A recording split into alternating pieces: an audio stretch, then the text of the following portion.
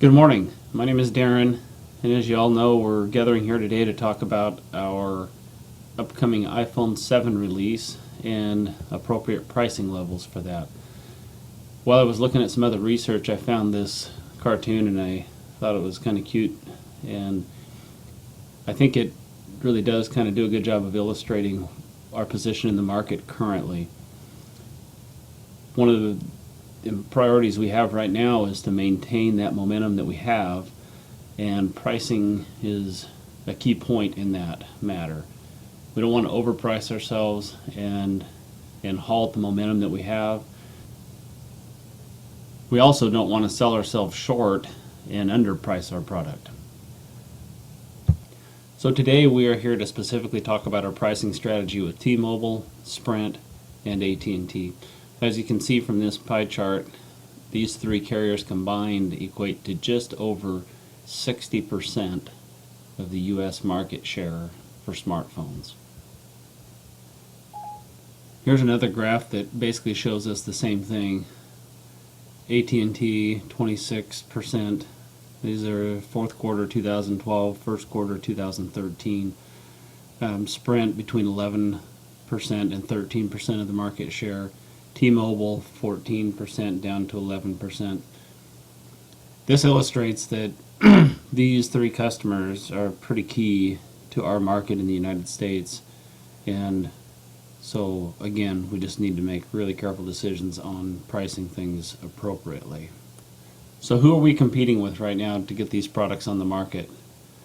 I did a little Google search and found top selling smartphones as of June 2015, and here's actually what I found was of course included in the top 10 we're fortunate enough to have 3 products, but you see Samsung pops up numerous times, and these guys they're actually not in the market in the United States, so we won't evaluate them today. LG has a nice product that's out too, and so this is kind of where I focused my pricing strategies. So the next step I took was actually visiting the websites for the independent carriers, and I looked at the top selling phones. And as you'll see here, so there was some price variation across the board. In some places the prices were pretty similar. In order to really draw some conclusions, I actually averaged the prices out across the board to find out what the individual phones were selling for, what the individual product was, and I highlighted the top 2, and you could argue that the 6 Plus, but it actually averages at the same price. So now that the iPhone 6 has been on the market for about 6 months, 8 months, sales are starting to tail off a little bit, and that's okay because we're ready to launch the iPhone 7. So that leads us back to the original question. What's our price point? What's the appropriate price point? Where do we want to be? So here's a little more information on the history versus our largest competitor, Samsung.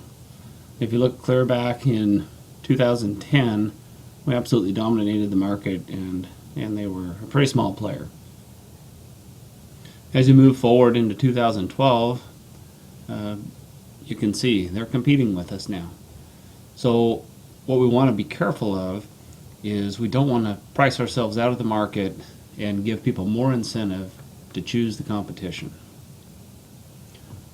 So in conclusion, it's my recommendation that as the sale of the iPhone 6 starts to tail off, interest is starting to wane a little bit. Our competition has made some improvements to their product.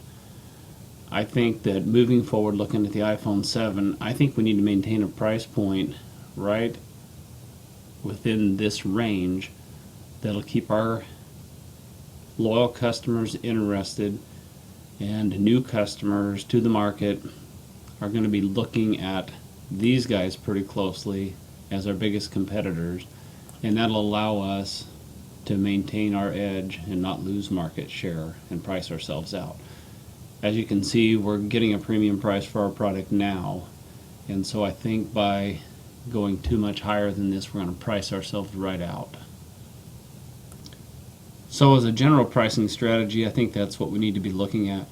Now, as we deal with these customers individually, one of the things we need to consider is, they're competing with each other, but they're all selling our product. So they're each going to want an edge. They're all important to our bottom line, so we need to make sure we're treating everybody fairly and appropriately. One way to make sure we're treating them fairly and appropriately is to simply implement a pricing schedule that prices our product based on volume that they buy. They're all entitled to buy as much as they want.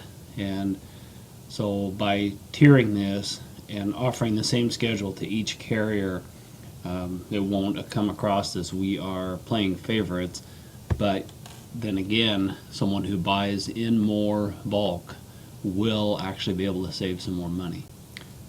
Thank you for your time and consideration today, and I hope my efforts are helpful.